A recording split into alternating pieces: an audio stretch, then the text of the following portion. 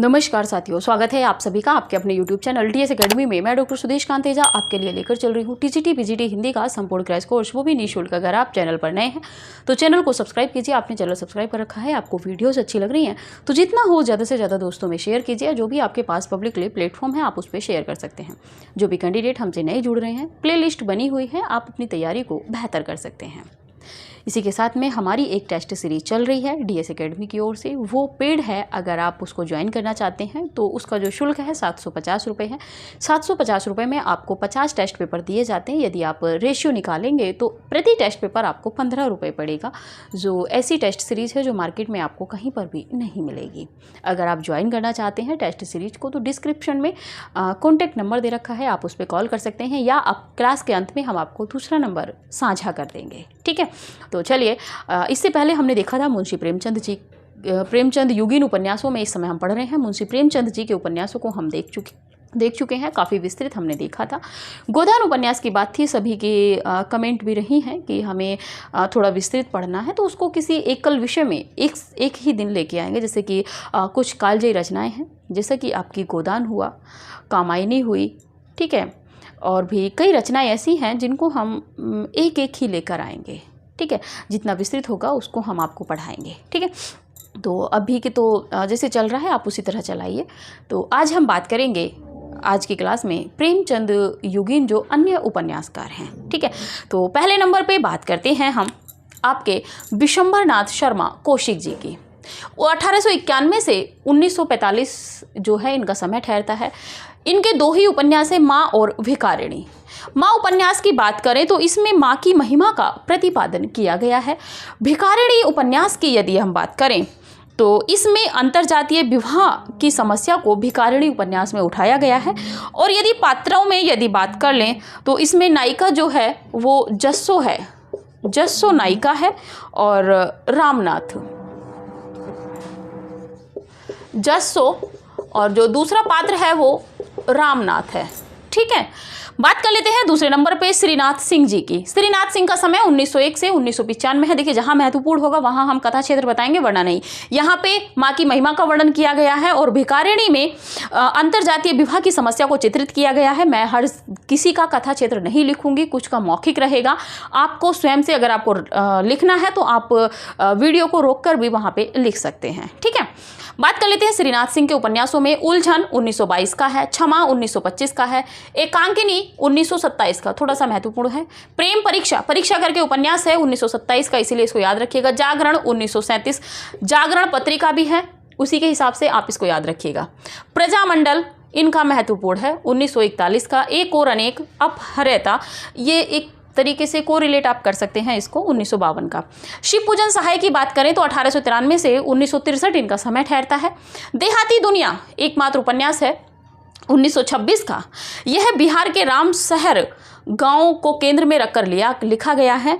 और यदि बात करें कुछ आलोचकों की हम यहाँ पे बात नहीं करेंगे, हम यहाँ पे बात करेंगे इनके संबंध में NCERT की।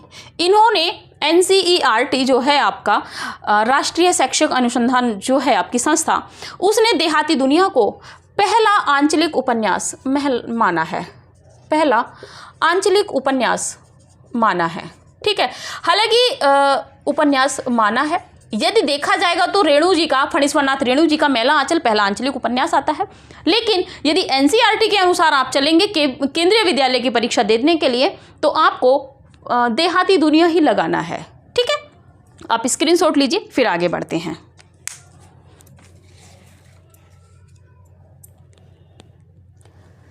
चलिए, थोड़ा तेजी से आप लोग भी स्क्रीनशॉट लेते हुए चलिए, क्योंकि यहाँ पे हम लोगों को तेज़ी से बढ़ना है। जहाँ परीक्षा उपयोगी क्षेत्र रहेगा जिस उपन्यास का उसका या कहानी का आगे जब हम और साहित्य में बढ़ेंगे, कथा साहित्य में, तो उसका लिखवाते हुए चलेंगे। बात कर लेते हैं भगवती प्रसाद वाजपेयी।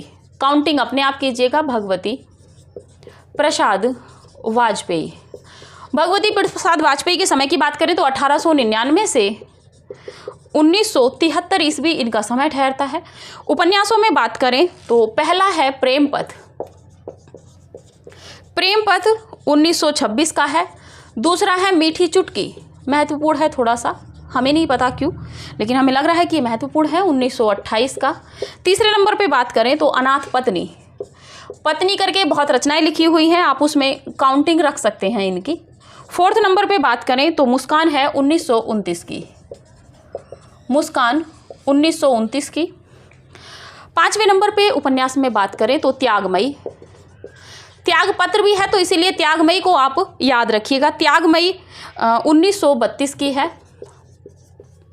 छठे नंबर पे यदि आप बात करें तो प्रेम निर्वाह, प्रेम का निर्वाह आज के समय में वैसे होता नहीं है, बहुत कम होने लगा है, लेकिन फिर भी प्रेम निर्वाह इन्होंने उपन्यास लिखा है, उस समय को देखते हुए अच्छा उपन्यास था। सातवें नंबर पे बात करें तो लालिमा, लालिमा लखीमा की आंखें, इस तरीके से रचनाएं आपको देखने को मिलेंगी, तो 1934 की, आप इसको ध्यान रखिएगा। आठवें नंबर का जो उपन्यास है ये महत्वपूर्ण है, पतिता की साधना, पतिता की साधना 1936 का इनका उपन्यास है। ठीक है, पतिता की साधना आपको याद रखना है, भगवती प्रसाद वाजपेयी जी का। चंडी प्रसाद की यदि बात करें, अगले उपन्यासकार हैं चंडी प्रसाद हृदयेश। मनोरमा 1924 का पहला उपन्यास है, मनोरमा 1924 का। दूसरा उपन्यास है मंगल प्रभात, और मंगल प्रभात की बात करें तो ये भी आपका 1926 का है। ठीक है, इसी के साथ में यदि बात करें सियाराम शरण गुप्त, अगले उपन्यासकार हैं सियाराम शरण गुप्त।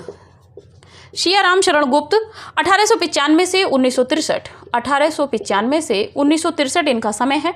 यदि उपन्यासों में बात करें तो गोद 1932 महत्वपूर्ण है इनका, गोद 1932, बस यही एक महत्वपूर्ण है। दूसरा है अंतिम आकांक्षा, अंतिम आकांक्षा, और तीसरा है नारी। ठीक है, आगे बात कर लेते हैं राजा राधिका रमण प्रसाद सिंह, राजा राधिका रमण प्रसाद सिंह। समय की बात करें तो 1890 से 1971, 1890 से 1971 इनका समय ठहरता है। पहला उपन्यास है इनका राम रहीम, राम रहीम बहुत महत्वपूर्ण उपन्यास है, 1936 का, आप इसको इंपोर्टेंट लगाइएगा। दूसरे नंबर पे बात करें तो पुरुष और नारी, पुरुष और नारी, समय की बात करें तो 1939 है। तीसरे नंबर पे बात करें तो संस्कार है 1900, संस्कार, और फोर्थ नंबर पे बात करें तो चुम्बन और चांटा, चुम्बन और चांटा। ठीक है, चुम्बन और चांटा 1956 का है। इसी के बाद में बात कर लेते हैं ऋषभ चरण जैन जी की, ऋषभ चरण जैन की यदि बात करें तो समय है 1912 से 1985, 1912 से 1985 इनका समय ठहरता है। उपन्यासों में बात करें तो पैसे का साथी 1928 का, पैसे का साथी 1928 का है। दूसरे नंबर पे बात करें तो दूसरे नंबर पे है दिल्ली का व्यभिचार, दिल्ली का व्यभिचार, और दिल्ली का व्यभिचार 1928 का है। तीसरे नंबर पे यदि बात करें तो वेश्यापुत्र, वेश्यापुत्र की बात करें तो 1929 है। फोर्थ नंबर पे यदि बात करें तो मास्टर साहब, मास्टर साहब की यदि बात करें तो ये भी 1929 का है। पांचवें नंबर पे बात करें तो सत्याग्रह 1930, सत्याग्रह की बात करें तो ये 1930 का है। रहस्यमयी की यदि बात करें 6 नंबर पे तो रहस्यमयी 1931 का है। 7वें नंबर पे बात करें तो दिल्ली का कलंक, दिल्ली का कलंक, दिल्ली के कलंक की बात करें तो 1936 ईस्वी का इनका ये उपन्यास है। ठीक है, आप इनका स्क्रीनशॉट लीजिए, थोड़ा सा बताते हैं फिर आगे बढ़ेंगे। चलिए बात कर लेते हैं भगवती प्रसाद वाजपेयी जी की। समय 1899 से 1973 है। समय इसलिए बताना पड़ रहा है क्योंकि रचनाकारों का क्रम भी नेट की परीक्षाओं में लगवाता था, हो सकता है आगामी आने वाली टीजीटी पीजीटी की परीक्षाओं में भी आपसे क्रम से प्रश्न बन जाए। उपन्यासों में बात कर लेते हैं प्रेमपथ 1926 का, मीठी चुटकी 1928 का, अनाथ पत्नी पत्नी करके जो ये 1928 का है, पत्नी करके कई रचनाएं हैं भाभी पत्नी के प्रति इस तरीके से, तो आप याद रखिएगा। मुस्कान 1929 का है, थोड़ा ध्यान रखिएगा। त्यागमयी 1932 का, ये थोड़ा सा इनका महत्वपूर्ण है। त्यागमयी जो है 1932 का महत्वपूर्ण है। और इसी के साथ में बात करें प्रेम निर्वाह 1934 का है, लालिमा 1934 का है, और पतिता की साधना 1936 का, ये भी बहुत महत्वपूर्ण है। इनके 2 उपन्यास आप महत्वपूर्ण है, याद रखिएगा, बाकी को भी पढ़े रहिएगा। चंडी प्रसाद हृदयेश की बात करें तो मनोरमा 1924 का, मंगल प्रभात 1926 का उपन्यास है, 2 ही उपन्यास है, आप पढ़ लीजिएगा। सियाराम शरण गुप्त की बात करें तो 1895 से 1963 इनका समय ठहरता है। गोद 1932 का, अंतिम आकांक्षा और नारी, इनके 3 ही उपन्यास हैं, बहुत ज़्यादा नहीं है। सियाराम शरण गुप्त के विषय में यदि बात करें तो काव्य से इनके प्रश्न ज़्यादा बनेंगे, उपन्यासों में कम बनेंगे, लेकिन फिर भी नारी, गोद, अंतिम आकांक्षा तीनों आप पढ़े रहिएगा। राजा राधिका रमण प्रसाद सिंह की बात करें तो 1890 से 1971 के बीच में इनका समय ठहरता है, यानी कि 1890 में इनका जन्म हुआ था और 1971 में इनका निधन हुआ था। समय की जहाँ हम बात कर रहे हैं, आप पहली तिथि को, जब वर्ष को आप देखेंगे तो जन्म है, और अंतिम वर्ष जो है वो निधन का है। इनके 2 उपन्यास हैं, राम रहीम 1936 का, पुरुष और नारी, इन्होंने थोड़ा सा विपरीत करके लिखा है। देखिए, राम और रहीम, यानी कि राम हिंदू है और रहीम मुसलमान, 1936 का है। पुरुष और नारी विपरीत है, 1939 का। संस्कार है, चुंबन और चांटा है। संस्कार भी आप इनका ध्यान रखिएगा, ठीक है। संस्कार को नमस्कार, इस तरीके से भी रचनाएं आई हैं, तो प्रश्न बन सकता है। राम रहीम को आप याद रखिएगा। ऋषभ चरण जैन की बात करें तो 1912 से 1985 इनका समय ठहरता है। पैसे का साथी 1928 का महत्वपूर्ण है। दिल्ली का व्यभिचार पढ़े रहिएगा 1928 का। वैश्यपुत्र 1929 का। मास्टर साहब 1929 है। सत्याग्रह 1930 का, आप इसको थोड़ा सा महत्वपूर्ण लगाइएगा। रहस्यमयी 1931 का। दिल्ली का कलंक, दिल्ली का दलाल, दिल्ली का कलंक, दिल्ली का व्यभिचार, इस तरीके से रचनाएं मिलेंगी, तो 1936 का दिल्ली का कलंक है, ठीक है। आप इसका स्क्रीनशॉट लीजिए। आगे देखते हैं पांडे बेचैन शर्मा उग्र जी को।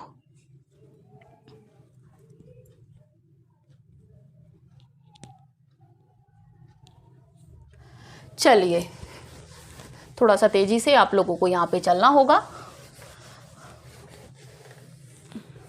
देखिए, जिन उपन्यासों से उपन्यास का क्षेत्र से प्रश्न बनेगा वहाँ पे हम लिखवाएंगे, जहाँ पात्रों से प्रश्न बनने की संभावना होगी वहाँ उनके पात्र भी हम लिखवाते हुए चलेंगे।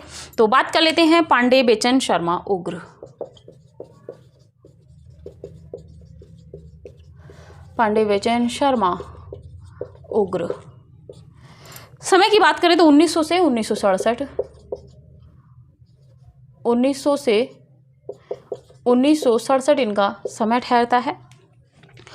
1925 में एक सचित्र पाक्षिक इनके विषय में माना जाता है कि 1925 ईस्वी में एक सचित्र, यानी कि चित्र सहित पाक्षिक रहस्य माल के अंतर्गत, पाक्षिक रहस्य माल के अंतर्गत उग्र का पहला उपन्यास कलकत्ता रहस्य के अंतर्गत उग्र का पहला उपन्यास कलकत्ता रहस्य प्रकाशित हुआ। कलकत्ता रहस्य प्रकाशित हुआ था, ठीक है। बात कर लेते हैं पहला इनका उपन्यास जो है चंद हसीनों के खतूत। चंद हसीनों के खतूत 1927 का है। दूसरे नंबर पे बात करें तो दिल्ली का दलाल, इसीलिए बोला था दिल्ली का दलाल, दिल्ली का कलंक आपने देखा है तो यहाँ से कंफ्यूज नहीं होना है आपको। दिल्ली का दलाल 1927 का है। तीसरे नंबर पे चॉकलेट की बात करें तो 1927 का इनका उपन्यास है। फोर्थ नंबर पे बात करें तो शराबी इनका उपन्यास है। शराबी नहीं, बधुआ की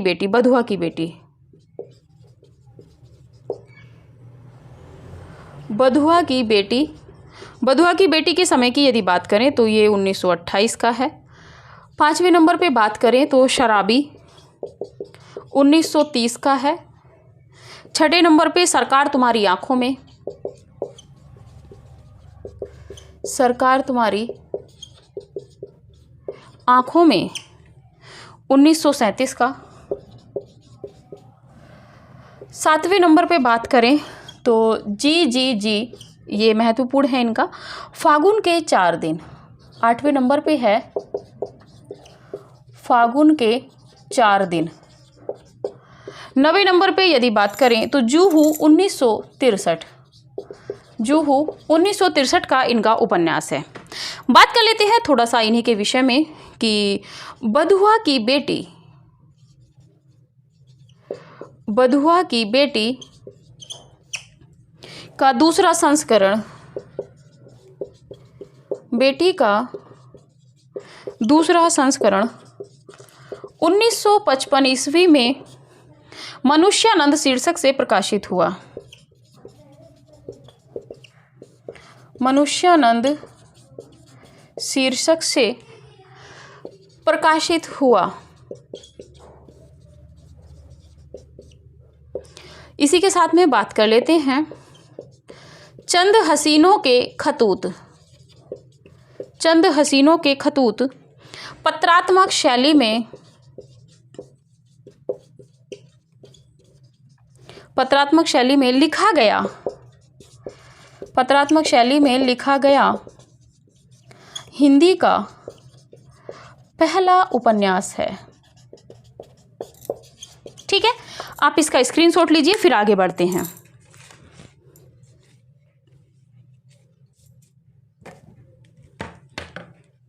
चलिए, बात कर रहे थे पांडे बैचन शर्मा उग्र जी की। समय की बात करें तो 1900 से 1967 इनका समय ठहरता है।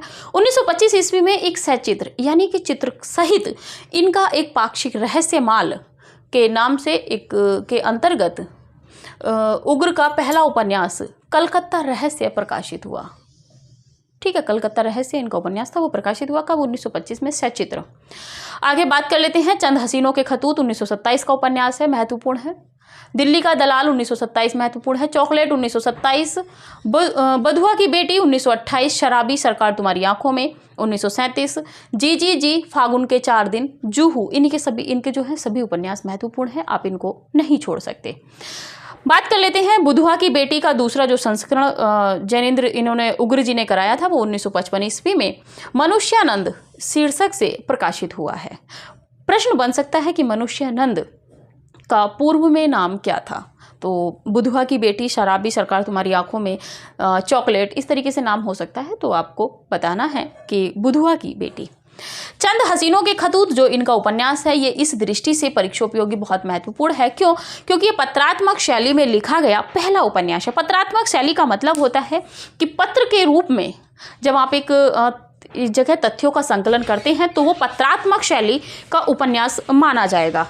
पत्रात्मक शैली यानी कि पत्रों के माध्यम से आपने किसी को पत्र लिखने का प्रयास किया, लेकिन आपने भेजे नहीं हैं, उन पत्रों का जब एक उपन्यास के रूप में एक प्रकाशन आपने करा दिया है, तो वो पत्रात्मक शैली मानी जाती है। ठीक है, तो आप इसका स्क्रीनशॉट लीजिए। आगे देखते हैं जगदम्बा प्रसाद दीक्षित जी को।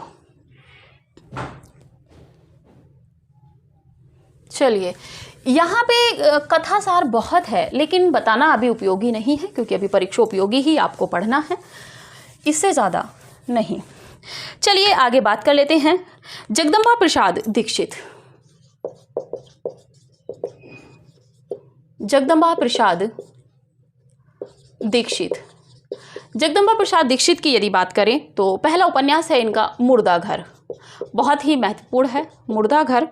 दूसरा है चंपाकली। चंपाकली की बात करें तो 1937 है। तीसरे नंबर पे बात करें तो हिज हाइनेस 1937 का है। तीसरे नंबर पे यदि बात करें, चौथे नंबर पे काउंटिंग भी भूल जाती हूँ, मोखाना 1938,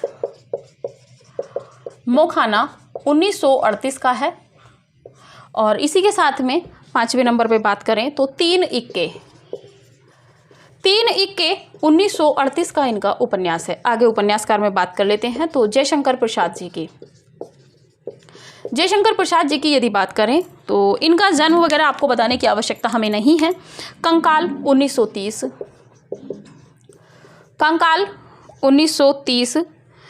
और दूसरा है तितली, तितली 1934। और चौथा है इरावती, इरावती जो है इनका 1936। और इसके विषय में है कि ये अपूर्ण उपन्यास है इनका। ठीक है, अगर आप देखेंगे तो कतई के नाम से भी आप इसको शॉर्ट में याद कर सकते हैं। कंकाल की बात करें तो धर्म की विकृतियों, धर्म की विकृतियों, तीर्थ स्थलों,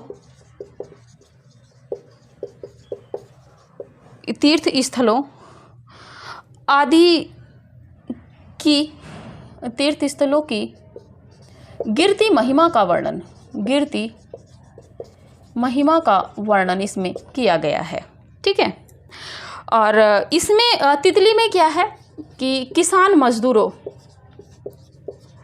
किसान मजदूरों, किसान मजदूर वर्ग, किसान मजदूरों, किसान व मजदूरों पर होने वाले अत्याचारों का वर्णन, अत्याचारों का वर्णन जयशंकर प्रसाद जी ने तितली उपन्यास में किया है।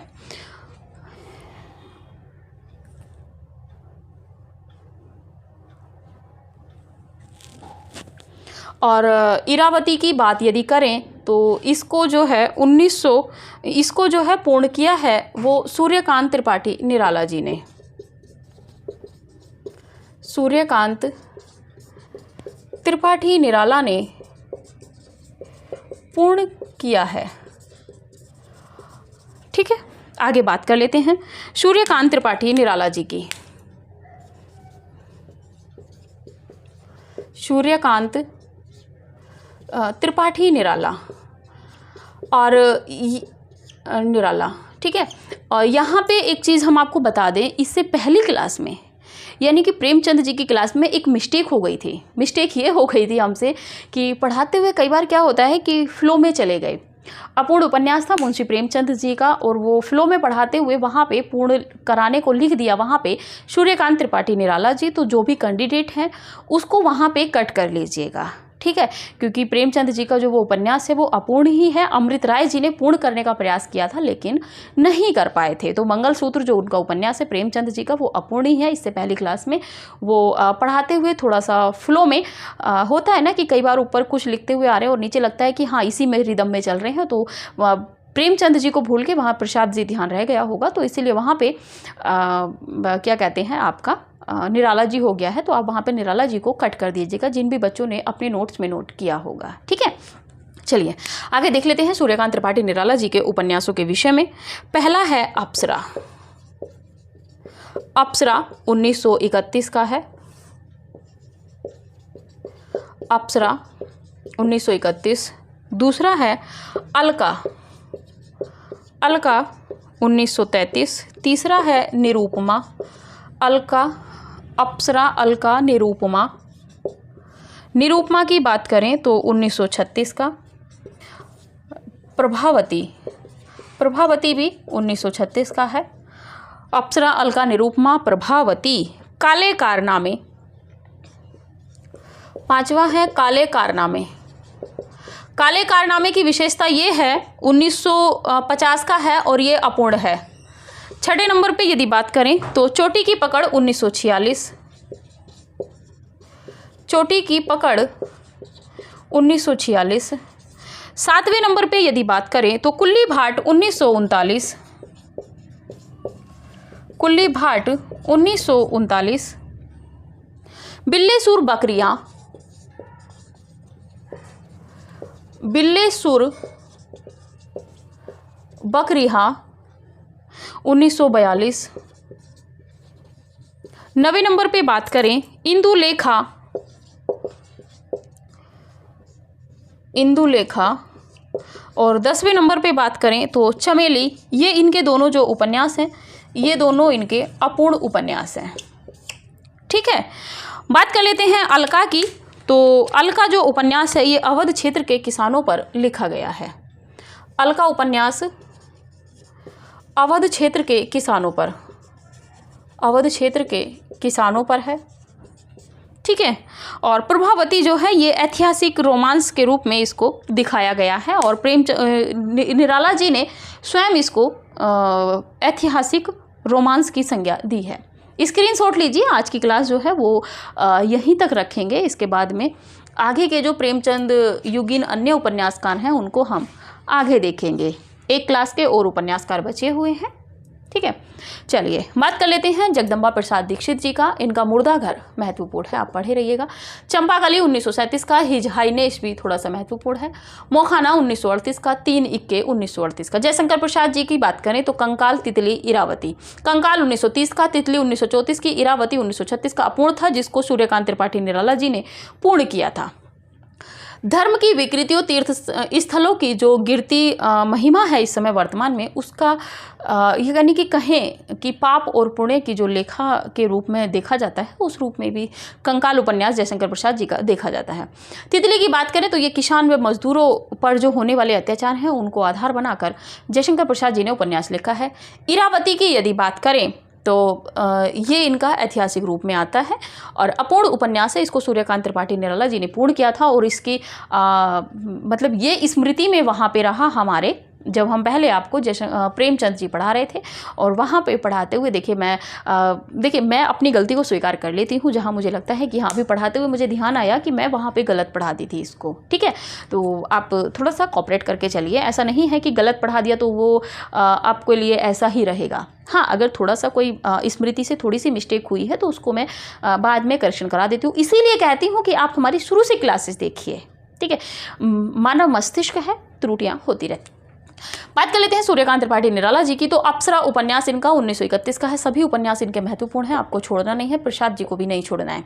1931 का। अलका की बात करें तो 1933 का है और ये अवध क्षेत्र के जो किसान हैं उन पर लिखा गया है। निरूपमा 1936 का है। प्रभावती 1936 का और प्रभावती के विषय में है कि ये जो है ऐतिहासिक रोमांच परक उपन्यास है। काले कारनामे 1950 का है। चोटी की पकड़ 1946 का है। कुल्ली भाट 1939 का है। बिल्ले सुर बकरियां 1942 का है। इंदुलेखा और चमेली ये इनके अपूर्ण हैं और यदि बात करें अपूर्ण में तो काले कारनामे भी इनका अपूर्ण उपन्यास है, ठीक है। आप स्क्रीनशॉट लीजिए। इसके बाद में टेस्ट सीरीज के विषय में बात करते हैं 2 मिनट बस, इससे ज़्यादा समय हम आपका नहीं लेंगे। चलिए अगले उपन्यासकारों में हम देखेंगे बहुत चर्चित और बहुत महत्वपूर्ण उपन्यासकार हम देखेंगे चतुरसेन शास्त्री को। वैशाली की नगर बधू, वयम रक्षामा, क्योंकि ये उपन्यास आपके असिस्टेंट प्रोफेसर तक में लगे हुए हैं, ठीक है। वयम रक्षामा जो है आपका वो असिस्टेंट प्रोफेसर तक में है, तो थोड़ा सा तेज़ी के साथ में देखेंगे। चलिए टेस्ट सीरीज जिनको ज्वाइन करनी है 9568802463 पे आप कॉल करेंगे। जो शुल्क है 750 रुपये है। 750 रुपये में आपको 50 टेस्ट पेपर दिए जाते हैं। 6250 प्रश्नों का संकलन है, नवीन बिल्कुल बाजार में नहीं मिलेंगे।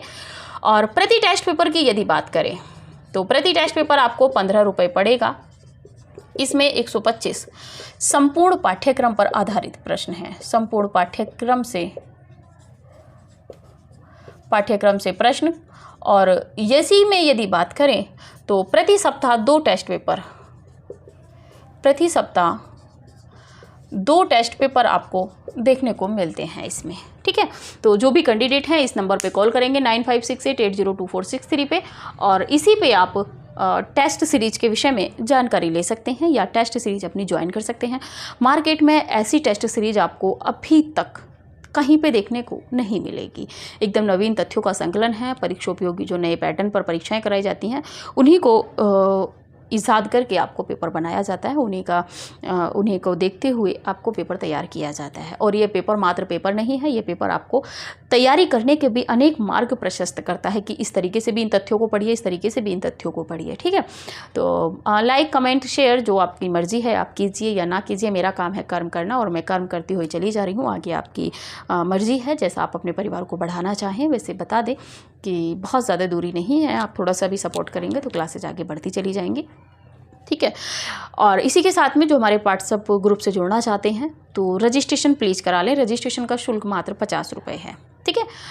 तो और जो ये टेस्ट सीरीज ज्वाइन करते हैं उनके लिए रजिस्ट्रेशन फ्री है, ये भी हम आपको पहले बता दें, कभी फिर आप हमसे कहें कि मैम ऐसे क्यों नहीं बताया था, तो ये है। ठीक है, अभी की क्लास यहीं तक रखते हैं, मिलते हैं अगली क्लास में चतुर्सेन शास्त्री जी के शास्त्र में, और उन्हीं के उपन्यासों का थोड़ा सा विस्तृत विवरण हम देखेंगे जहाँ से परीक्षा उपयोगी है। ठीक है, तो अभी की क्लास इतना ही। अगली क्लास तक के लिए आप हमारा इंतज़ार कीजिए, थोड़ा सी प्रतीक्षा कीजिए, क्लास और भी बेहतर होने वाली है। मुझे नहीं लगता कि आपको इस तरह क्रमबद्ध रूप से अभी पढ़ाया होगा किसी ने भी। ठीक है, तो अगली क्लास तक के लिए अपना ख्याल रखिए, अच्छे से पढ़ते रहिए, और तब तक के लिए नमस्कार।